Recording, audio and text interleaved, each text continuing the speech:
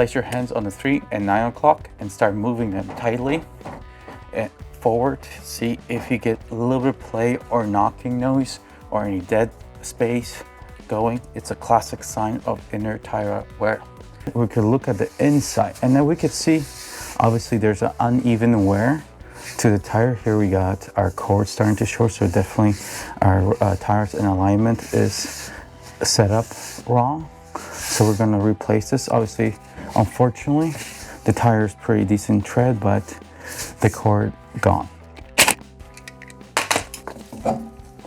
The first thing we want to do when we get with the wheel removed, the next step is to inspect.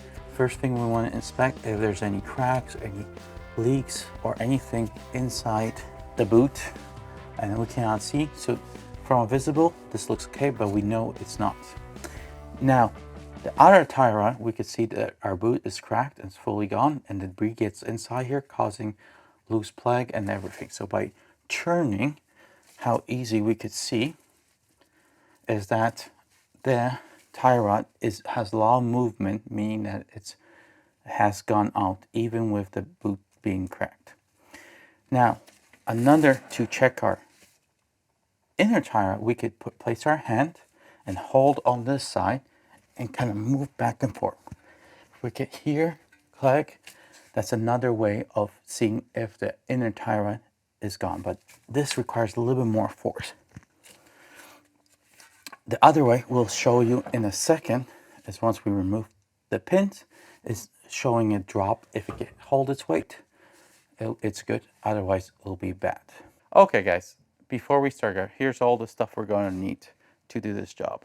We got our new tire rods in there, and we got our outer, we got our new boots, and we're going to need some specialized Honda grease, steering grease.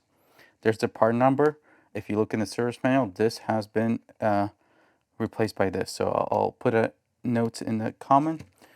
We're going to also use some caliper. You are going to need 2 specialty tools to help you. Hopefully the ball joint is optional, but having a ball joint remover tool is going to help to get that ball joint popping, as well as we're going to need an inner tie rod set, which it goes over the tie rod and allows us to take it out and torque. So let me show you how this works. You're going to need this. You can use a couple of spanners to remove it, but you find inside here, there's a list of different adapters, and we find which one. So I know which one already. We got our adapter. We're going to show you over here. So once you find your adapter, you kind of put this over, and then you slide over across here into here, the adapter, and you find it. It kind of locks in nicely here, just like. Oh, we just lost our tool, but when it gets in, it locks in here, and then you'll be able to unscrew it and torque it down with this tool. So we got a little, there we go. Now, what I want to show you is normally when I hold this should not have any sag or anything. By default, the inner rods are strong and everything. You can move them, but you're gonna require some pressure to put it on. So as we see, this should be pretty good.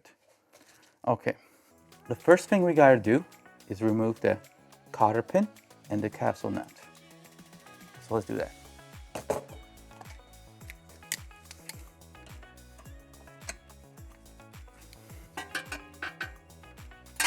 Oh, our cotter pin has broke. So we got our cotter pin out, and now we're going to remove our nut.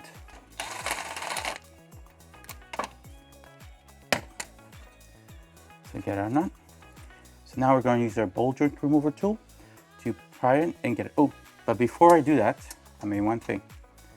If we're going to break loose the nuts, we're going to break this loose, so it's going to be much easier when it's on together. So let's get 2 spanners or wrenches. We got right here one, and we're gonna put the other one right here. There's a special spot for it. Okay, so we're gonna hold the 2 things, and we're just gonna break our nut, and our nut should be already loose. As we can see, it's moving.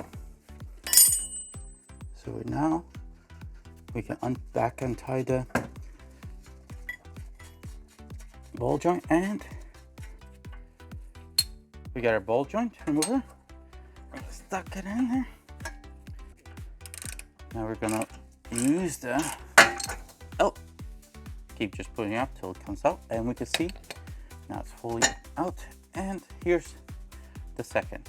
The other way to know your inner tie rod is out is just by letting it loose.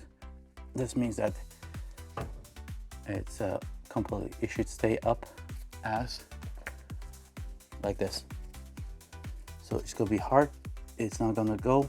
It should just slowly, gently move a little bit, but it's not gonna go on you. So with the other one, with the clunk here, this is how the normal one should be going forward. So now that we got that, let's count how many rotations it's gonna take us to remove this. So 1, 2, 16. So we got 16. We're gonna write that down. So now we know the distance, and then we know how many rotations we did. 16.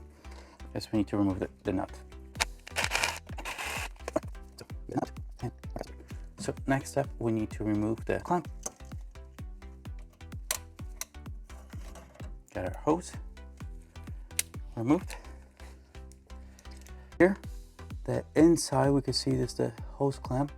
There's two ways to remove it. Since we're putting new one, we could just take a hammer and break this, or we could see we could put a screwdriver, and these clips should just come out popping if we got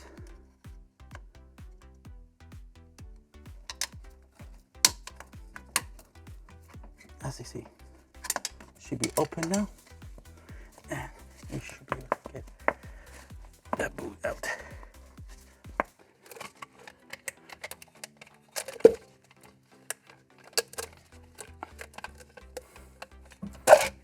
Now take our inner tie rod tool, adapter,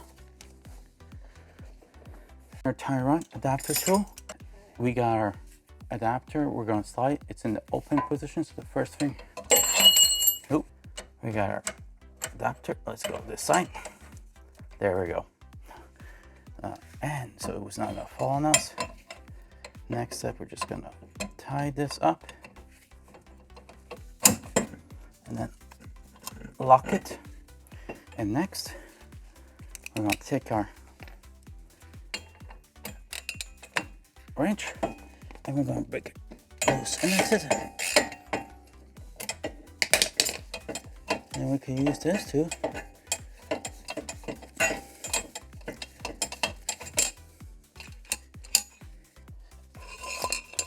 And there is our old tie rod right here. We can see, so we're gonna get the new one and redo the steps, and then we'll torque everything down. Okay, so we removed everything now. So we have the old one, and we can see how dirty it is. So we can see how slim, and we can see how dirty that is as well. Here's the brand new one. We recorded 8.81, so now we're going to do the same. We're going to take that, and we're going to take our marker. It's about right here, so we're going to take that. Take some inner tie rods have a locking clamp, so we're going to put this on and lock it, and then we're going to, once it's done, we're going to push it back in to here to lock it. As we, here's the old example, as you see right here and zoomed in, that's locked. So when it gets in there, we're going to push it down with a hammer or something, forced to be able to lock this. Okay, so let's install it. And then we have two greases to use per instructions. Multi-grease to go inside here, so we're going to use a high temp for the inner part of the tie rod as recommended. So we're going to put our locking clip in here first, so it kind of sticks. The instructions say to inspect inside, but the part number they talk about to inspect is discontinued. So we're gonna manual.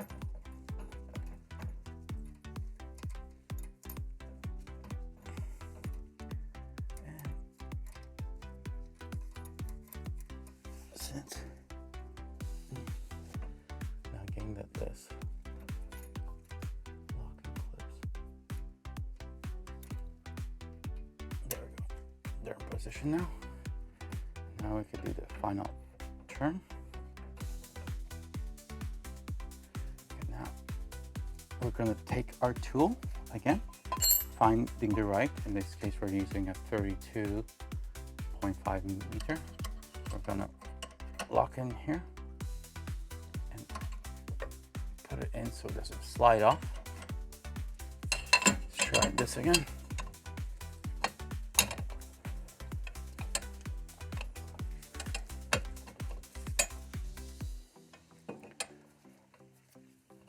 There we go. Now it's properly sitting.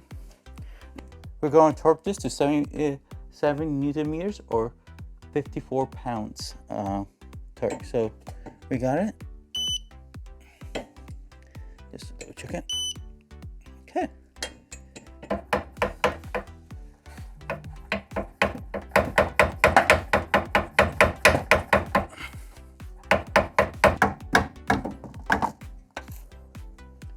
Bent yet. Now we could grease, put a good amount of the U in here. High temp grease.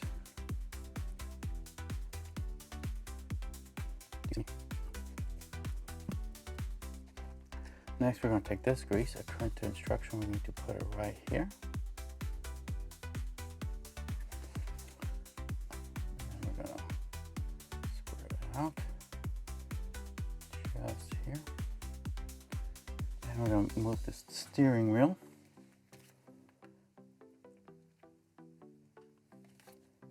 So next we're going to be putting the boot. The previous boot was pretty good. All the boot's got to do is this. Now the part is actually pretty cheap and easy. Now the tricky part is going to be clamping here. A lot of people do use zip ties. If you don't have this, this is a one-time use part, so make sure you replace it. And I got a brand new one since the whole thing was just under, I think, $25. So we're going to use pliers, and then we're going to go like this when we get it in there to clip. It's going to be a little bit hard to see, so that's why I'm showing you on the old one. We're going to take here, go like that, and squeeze it down so it makes a little ridge like that. If you don't have this, zip tie. There we go. A little bit tight, but it's perfect. We're going to try to align that. And now, we need to make it sitting on its sleeve. Now we're going to need to get it in there, we need to push it back the pinion. So I'm going to move the steering.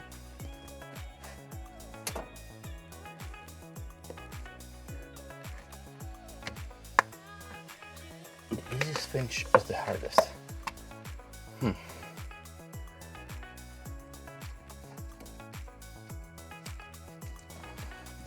There we go. So to crimp on the S2000, the best way I'm finding is going to be going through the engine bay by the VTEC solenoid. You can stick your hand down and be able to get in to be able to do the crimp. So that's what we're going to do.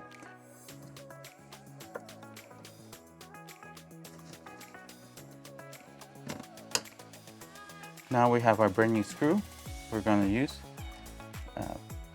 Didn't want to have new threads, and we're going to go to the, we're going to thread it and verify it to the point where we said with our markers. So our markers were about here. So now we're going to check with our caliper. Our inside was 11.8 and our outer was 24.18. So we're going to, right now we're measuring 1.4. We need to go a little bit wider. And then we're going to adjust it a little bit once we got the full thing. And the other one said it was 24. So let's check here. Perfect. Now we have our outer tie rod. Have the nut in here. We're going to get a new cotter pin as well. So now we talked about we had 16 loops, so we're going to do 1, 2, 3, 4, Yeah, that's right. So 1, 2, 3, 4, 5, 6, 7, 8, 9, 10, 11, 12, 13, 14, 15, and 16. As you see, it came out almost identically to it. Now we're gonna pop this guy back in.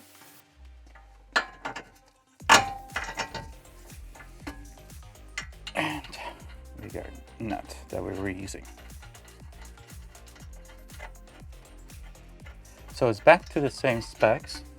Now in my case, I will have to adjust just a tiny bit more. So I'm gonna go adjust now the steering so we have more space.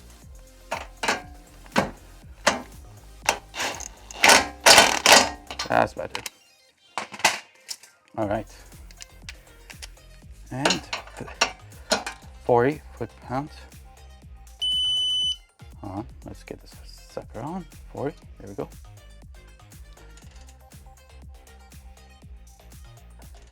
For 21.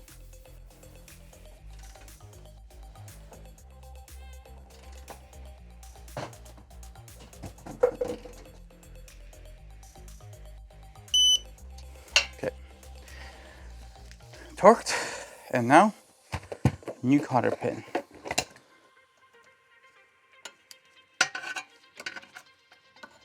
There we go, and we're done. Now, time to do the other side.